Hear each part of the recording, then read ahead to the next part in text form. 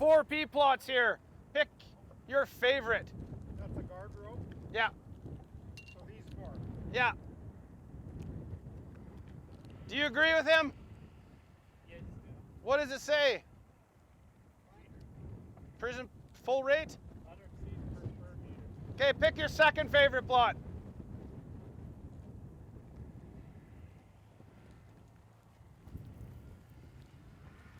What does that one say? 50 seats. Okay, so he picked both the plots that were seeded with the vacuum planter. Does everybody know what a vacuum planter is? No. So a vacuum planter is typically used for like corn and soybeans. Instead of, or was that a bullshit lie? No. Okay. Instead of using an air delivery system like our air seeders does, it actually uses a vacuum. And it has a plate, and it sucks the seed onto that plate. That plate turns, and it puts down a plant in a perfect space. So a certain distance, you can set the distance by how fast it goes or by the plate itself. So what we've done now is we started off doing some corn research here in southern Alberta, as we were promised that corn and soybeans were going to take over Western Canada a number of years ago. Doesn't seem to have materialized. In fact, the research facility that is down the road recently shut down because the goals weren't met. But anyways, we bought a planter to see how could we get dryland corn to fit into our rotations, because it's quite a different crop. And then while we had the planter, we're like, well, we know a few guys are trying canola with planter, so we did a 4-year study using the planter on canola. Found some interesting things. They're like, okay, let's just keep going. So we did pulses. Here we've got peas, lentils, chickpeas, faba beans, and soybeans. All different crops that aren't typically used, except for soybeans, with a planter. The other thing we did was narrowed it up to a 12-inch row spacing, and we compared it to an air drill. The air drill in our case uses a pillar laser opener, which is kind of like a disc hoe opener, also on 12-inch. Now I had Tom pick his 2 favorites. We did 2 seeding rates, the full seeding rate at 100 seeds per meter squared and 50 seeds per meter squared. That means that Tom actually picked the planter with half as many seeds over the air drill with twice as many seeds. This is the air drill with 100 seeds per meter squared. So that's visually, you can see the difference that it does.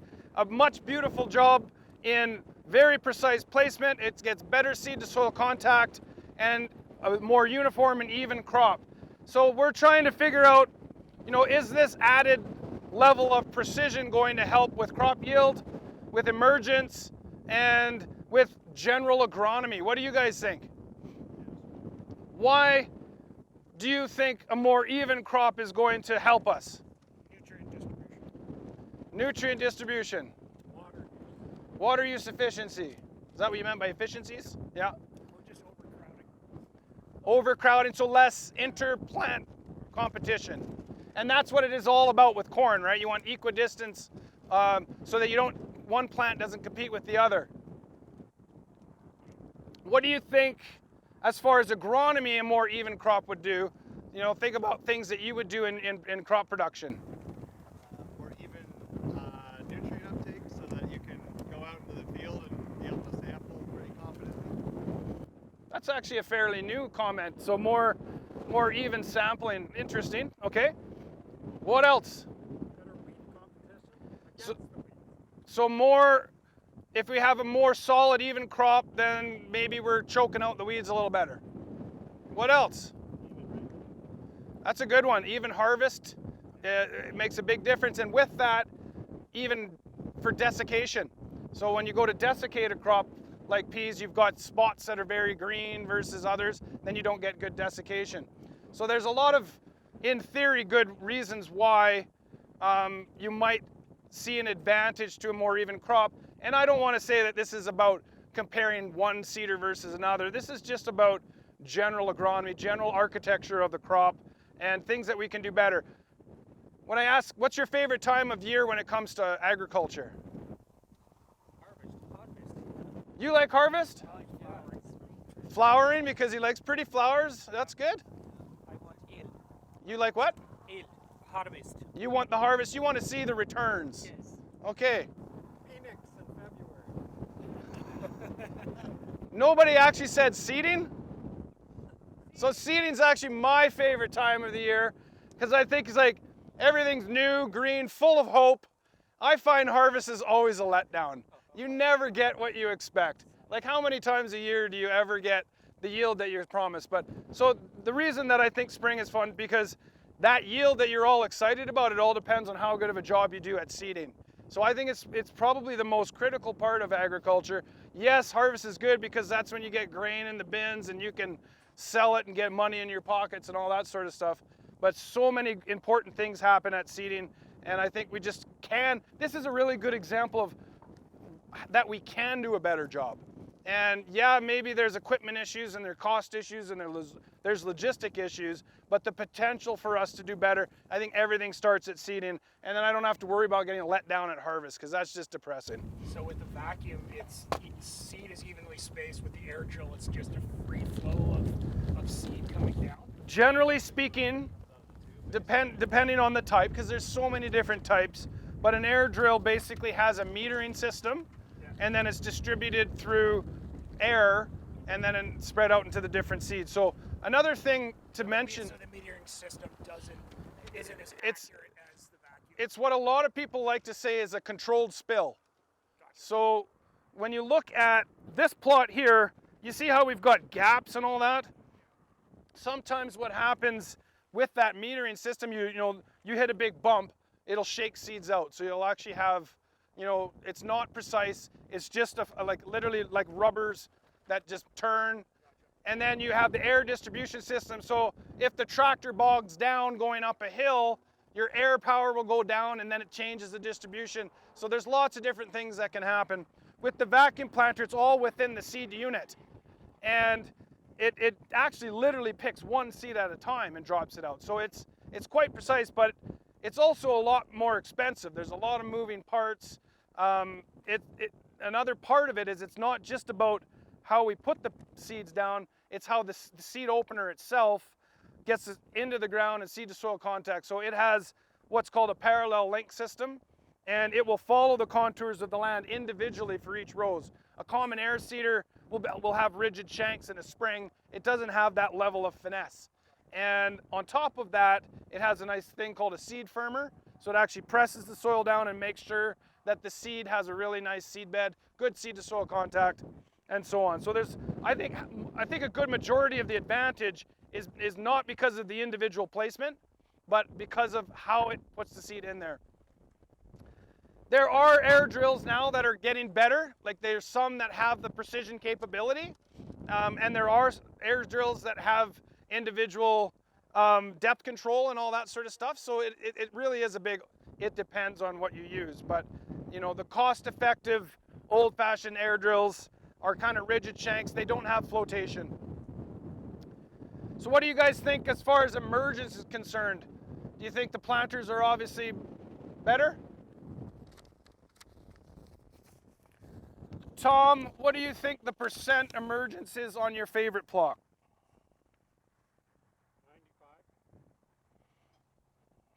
95. Well, shit, I don't think I have the answer for you now that I asked you. Then I'm right. We'll go with that. Or 90. Maybe 95. Pretty good. Yeah, it's good.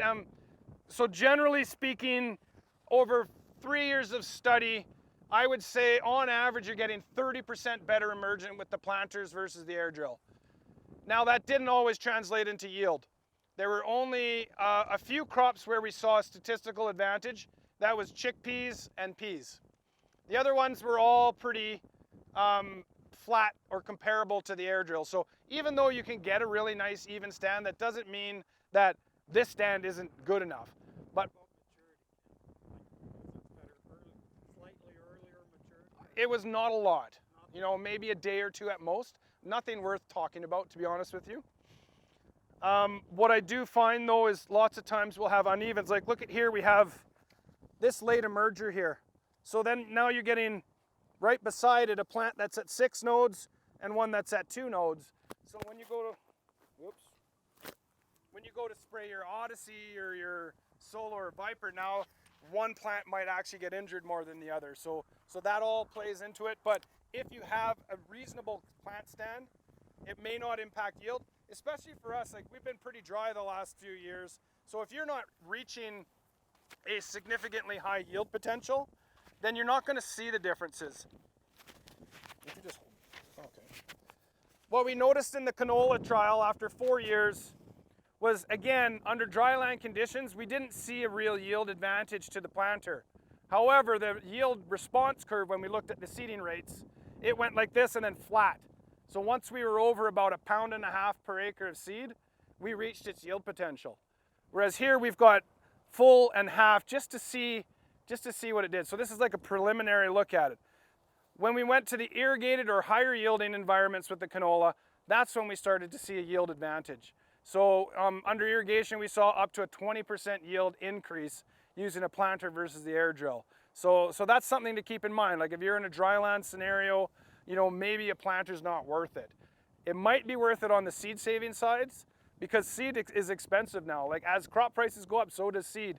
And yet canola is a hybrid seed, so it's much more expensive. A lot of farms are starting to look at planters just simply for the seed cost side of things. But when they start realizing that there's actually potential yield advantage and agronomic advantage, I think all of those things still need to get factored in.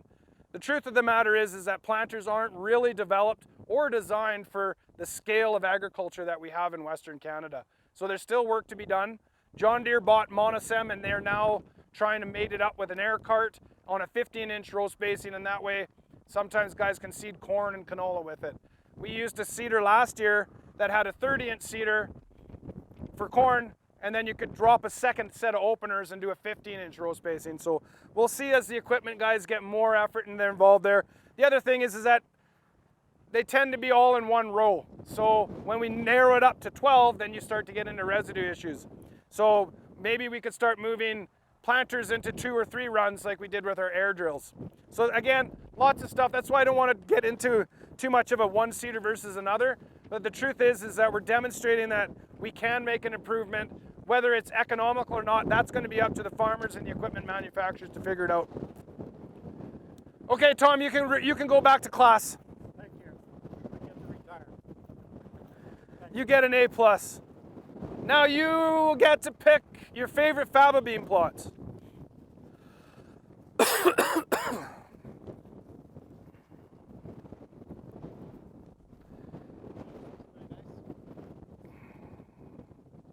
Okay, since you're fixing the sign for me, what is that one? 50 seed per meter. Planter. So in the faba bean case, 50 is the high rate and 25 is the low rate. You want to pick your second favorite?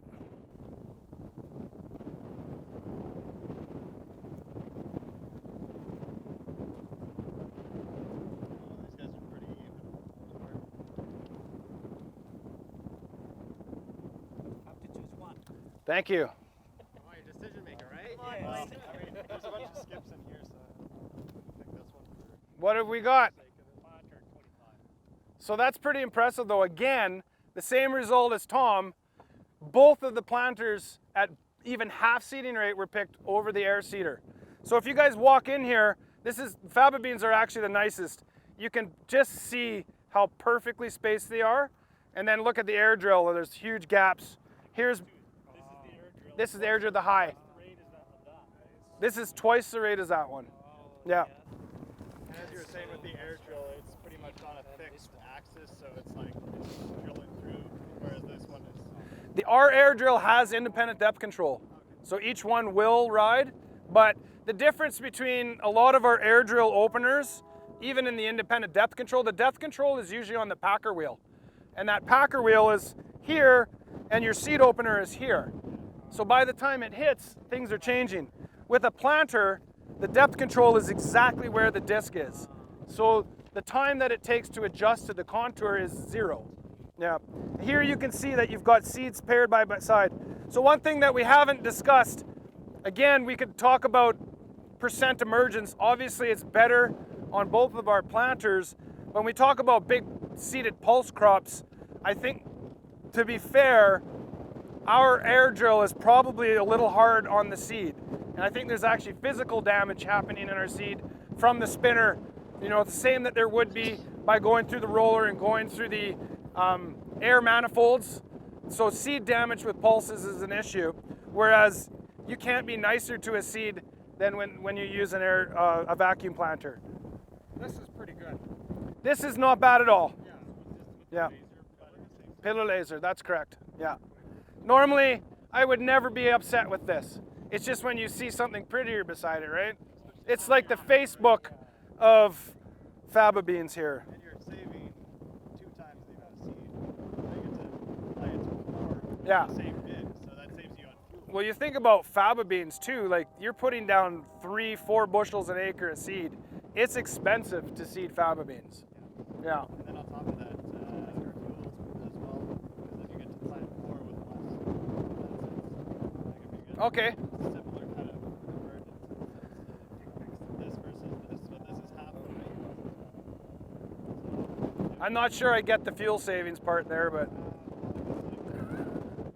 less fill time? Yeah. Okay. I mean, just throwing it out there. Okay. Any other questions or comments on this one? Well, then you don't have to go back in. Do no exactly. Yeah, more efficient seeding. Yeah, Yeah. I think that What is 100 seeds in pounds? depends on the What's the actual? it depends on the 1,000 kernel weight, but for So like, is this a bushel? Is it 2 bushels? Like, is it 100 pounds? so for faba beans, we're actually upwards of 3 to 4 bushels for the full rate. For peas, like 2 bushels. 100 would be about 2.5 ballpark. Yep. Okay, let's move next to the next crop.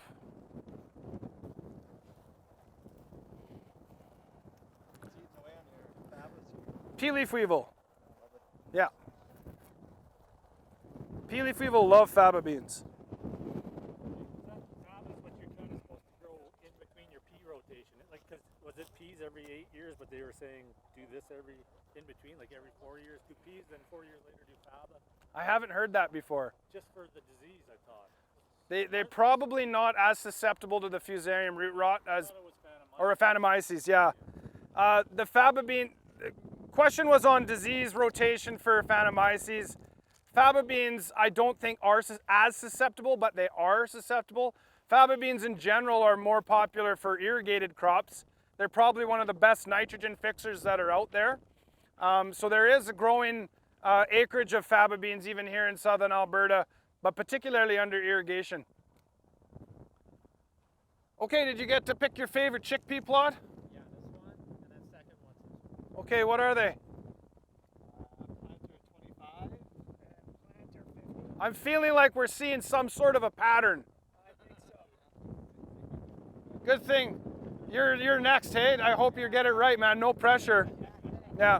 So chickpeas is a tough crop to grow, but you know, pretty good under dryland conditions if the price is right. So it can be quite a profitable crop, but it's a tough crop to grow. Expensive seed.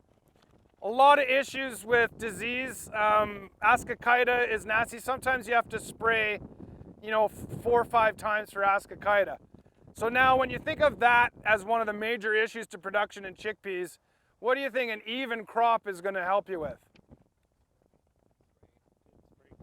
I think in general, having all the plants split up, like you said, to have as much airflow between the plants as possible is going to help improve your disease scenario. It's also going to help with your staging, but generally speaking, chickpeas is a pretty big seed as well, and I think we're having issues. So you have to, there's even shitty herbicides for chickpeas. You have to spray this product called Sencor, which anyone that knows is probably the worst herbicide ever made, but it's the only option you have. And if you don't do it quite right, you're going to damage the plant. So having a nice even plant stand for weed control with Sencor is important. Whereas here you're going to have different sizes. You can even see there's already some disease issues in some of these plants here in between. Let's get your cropping over here.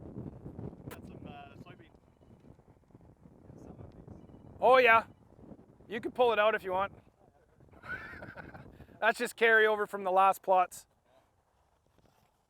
So chickpeas is one of the crops where we have seen a statistical yield advantage, and quite a significant one too. Now, not every year. We're talking maybe 3 out of 8 site years. But again, depending on whether, there were some years where we had almost no crop, right? We're having like a 5 bushel or a 3 bushel crop. I don't know what we're learning in those types of environments, to be honest with you. But I'm pretty sure at the end of the day, there's going to be a pretty significant advantage. So when you're talking about being able to cut your seeding rates and get a yield advantage, I think that's a pretty important thing to consider. Okay, we'll do one more. We'll do the lentils. I have faith in you, man. You can do it. Yeah, this one jumps right out, eh? Yeah. Now keeping in mind, it's all the same variety seeded the same day. So when I talk about, seeding is the most important time of the year, this is a pretty good visual of why. A lot of times you'd be happy with a plot or a crop, but you don't have the comparison. So you said these two? So we got the 100 and the 50 again? Yeah, so that's 4 for 4. You guys all win. I'm really proud of you. Thank you. You can go back to class 2 now. Yeah. So lentils is actually one we don't see a yield advantage to. Not statistically yet anyways, and it's pretty hard to believe when you look at the differences between these two plots, but we haven't seen, and I think we probably will this year, but again, establishment was tricky, but lentils are a tough crop for a planter. Of all the crops to seed with the planter, I think lentils were the most difficult. They've got a really goofy shape. So trying to get the plates matched to that seed size and not have doubles or triples, I think we probably aren't, if we look really closely, we're not as nice and even as say faba beans would be, because it's really easy to get a faba bean seed to hold in place and to drop when you need it to. But I mean, even this plot, we've got gaps here, and we probably have doubles and triples, and that's just the nature of the seed shape and size. So nobody's ever really grown lentils in a planter before, but this is just our first kick at the cat to see, are there opportunities? I think one of the things that we need to consider in our agriculture is row spacing and seedbed utilization. As we moved into zero tillage, we actually went to a wider row spacing, and a lot of that was for trash clearance and for horsepower reductions as we moved to a different system. And that was a compromise, in all honesty. When you look at around the world, the highest yielding crops, usually under tillage, usually with very narrow row spacing. So it would be kind of cool to look at different systems where we can either spread out that seed row. In planters, we also have something called a twin row. So you can actually have 2 rows side by side and then a bigger gap. There's a lot of opportunities for things like strip tillage, inter-row, intercropping, cover cropping, and all that sort of stuff with this type of approach. So one of our newer studies is actually doing strip tillage with canola. The planters themselves aren't really designed for zero tillage, especially when we talk about irrigated crops with really high residue issues. So strip tillage might be an opportunity for us to do things like deep banding and mobile nutrients, as well as preparing the seed bed in a narrow row for the planter to follow up in. This is all done zero till with our planter. We've got a floating residue manager, so it actually pushes the residue out of the way. You can see we kind of went into a pretty low residue environment, so it's not that big of an issue. But when you get into like heavy wheat straw, or even sometimes canola stubble's pretty thick, corn is the worst, planters aren't really designed to go into that level of residue, so there's work to be done along that front. But at the same time, when you have a trial like this and you see the distinct advantage to a planter, that it seems like there's some opportunities to continue to develop. This isn't me telling you run home and buy a planter or tell your farmers to buy planters, but there's clearly an opportunity. Again, lentils didn't show a yield advantage overall, but all of the crops showed a significant advantage for emergence. Any questions? Sink in. Seeder do you use in other trials? Is that air green? You guys were looking at one of our new planters, that green one? Yeah. That's that one, and then one similar to that we do the majority of our trials with. Yeah. We have a number of trials where we're using the planter, but it's fairly limited. We have an irrigated durum trial where we're looking at 4 different layers of agronomy. So for for wheat, Fusarium head blight is a big deal. So if you can get all of your wheat with the right amount of tillers that don't have too many heads, that all flower at the same time, we're wondering if we can do a better job at head blight management. So as you're spraying fungicides, same height, flowering at the same time. I made that comment once in front of a pathologist, and then he said to me, yeah, but if the disease risk is right then and everything's even and susceptible at the right time, you might have more disease. So again, it's everything, it depends, and there's a lot of theory, but it's good to get out and test what actually happens in real life. I guess you just got to get out there before it happens. Yeah. Dumb question, but these are planted 3 days ago. It That's, says June 30th on there, so just does it really? 20th. Sorry. Are these 3 days? Absolutely not. Yeah. No. Okay, good. No. May would. What's in your fertilizer? May 30th. I thought it was seeded May 5th. No, this was seeded May 5th. Okay. So we'll chalk that up to students. Are there any students around? No. I don't like to usually blame students, especially when they're here, but I was checking. So it was definitely not the students' fault. It was the printer's fault. Yeah. Yeah. Okay, we'll take a quick chat at the winter cereals and we'll call it a day. What we got for time? We are 10 minutes out, but they're gonna pack up first because they have a longer drive. So we're gonna meet them at the gate, pretty much. So anytime? So yeah.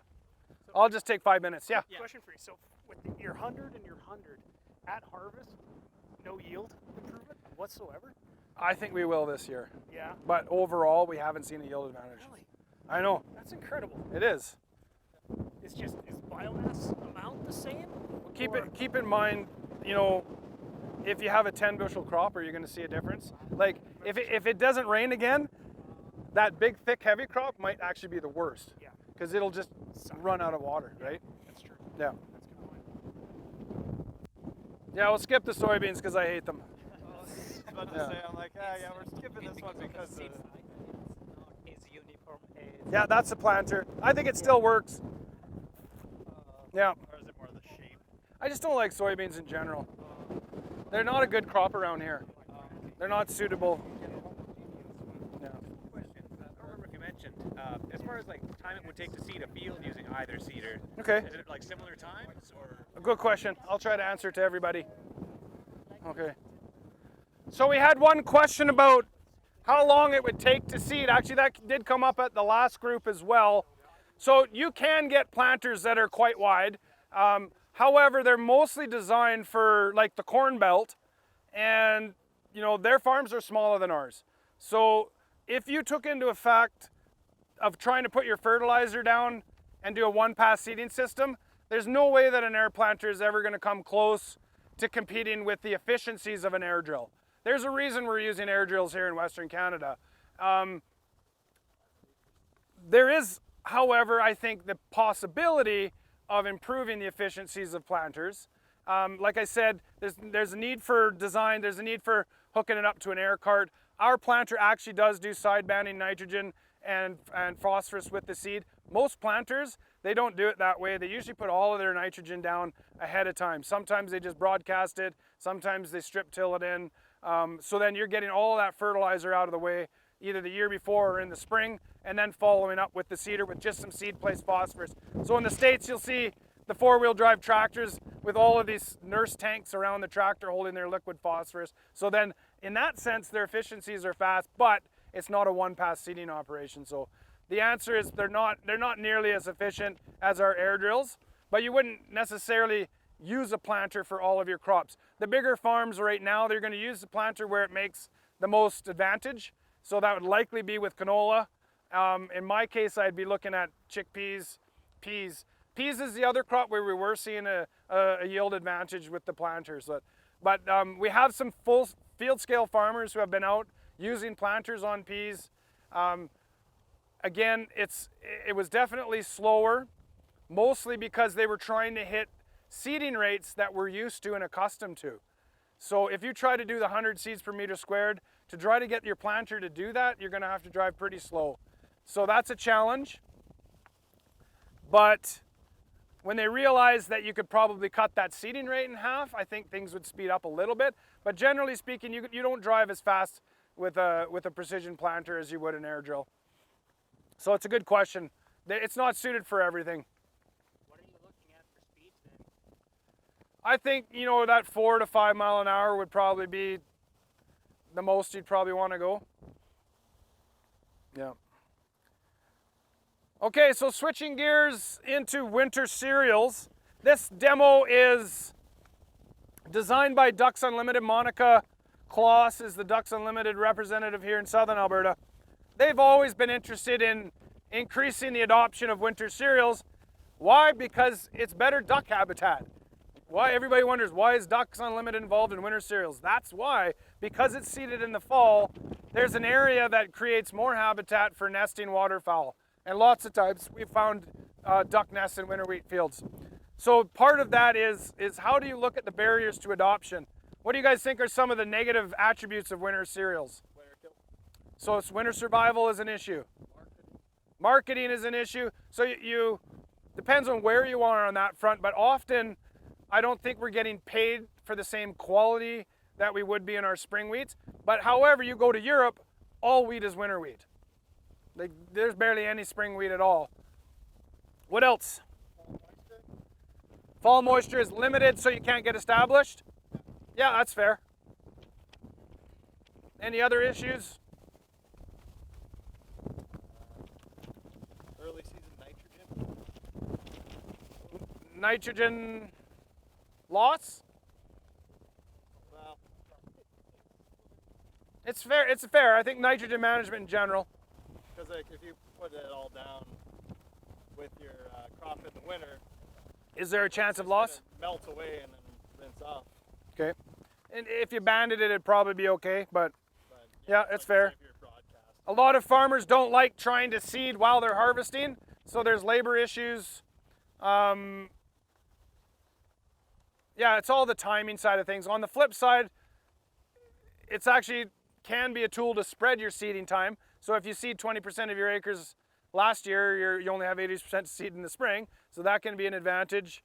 One of the other advantages of fall cereals is they tend to have a higher yield potential. So I think on average, you're probably going to get 20% higher yields potentially.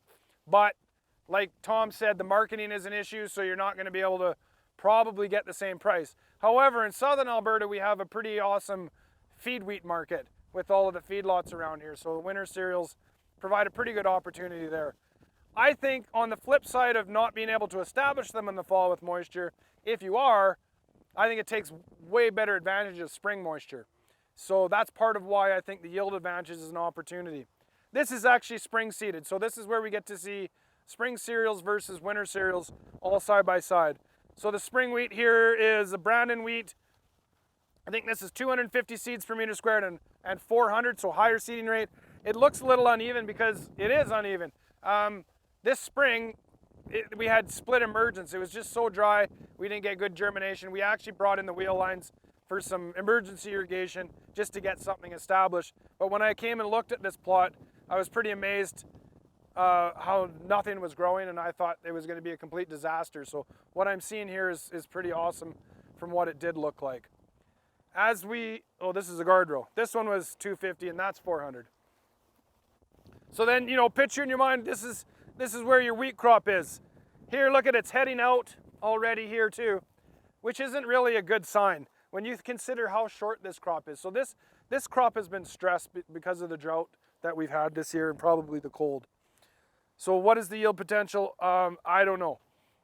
When I walk like right beside and look at the winter cereal here though, this is impressive.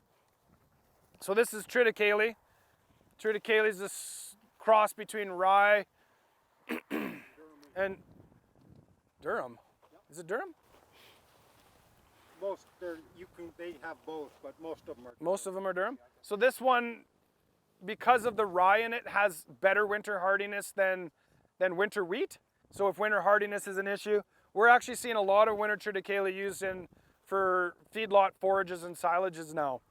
So this is actually the lower seeding rate of 250 versus 400. But considering the moisture that we've had, we talk about how even a crop it is and how nice it looks. compared to what you've got on the spring wheat there. I think that you can kind of visually see where the advantage comes from. Next up is another class. This is the winter wheat.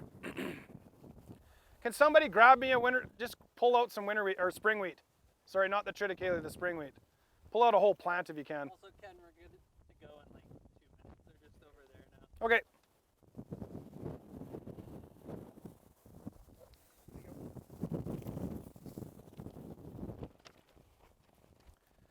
So here's the difference between the spring wheat and the winter wheat. Like, we're getting more biomass growth. Whether that means yield or not, it doesn't matter to me. I suspect our winter wheat is definitely going to out yield this spring wheat. This is Wildfire at 250 and 400. So considering the fact that usually in a dry year like we've had, the winter cereals don't perform all that well. It's just sort of a demonstration to show that the winter cereals can be quite competitive against spring cereals, and there's options. The back one is a hybrid fall rye as well, so all seed at the same time. These plots at the back there, we actually put a bunch of residue in the back half, and normally we would think that that would have been an issue for maybe winter survival or nutrient immobilization. We've got more growth at the back half, and I think it's simply because of moisture retention. So a good residue layer around your farm will help. Like this is bad in between, you got the bare soil. If you got a good residue mat, that helps really protect against evaporation. So it's neat to see it visually in a year like this. With that, we are out of time.